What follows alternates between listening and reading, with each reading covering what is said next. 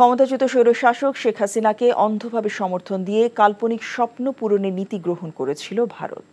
২০০ বছরের পুরনো বিখ্যাত ব্রিটিশ গণমাধ্যম দ্য গার্ডিয়ান বাংলাদেশ নিয়ে করা এক রিপোর্টে এই মন্তব্য করেছে। তারা বলছে, নয়াদিল্লি শেখ হাসিনার সবচেয়ে বড় মিত্র হলেও গণহত্যা এবং গুম খুনের জন্য শেখ হাসিনাকে বিচারের মুখোমুখি করতে বাংলাদেশের নতুন সরকারের কাছে ফেরত দিতে হতে পারে। বাংলাদেশে গুম, খুন, অর্থ পাচার, পদ্ধতিগত নিপীড়নকারী শেখ হাসিনাকে আশ্রয় দিয়ে ভারত সমানভাবে দোষের ভাগী হচ্ছে, যদিও ভারতের সরকারি ও বিরোধী দল বিজেপি এবং কংগ্রেস উভয়েই শেখ হাসিনাকে বিশ্বস্ত মনে করে।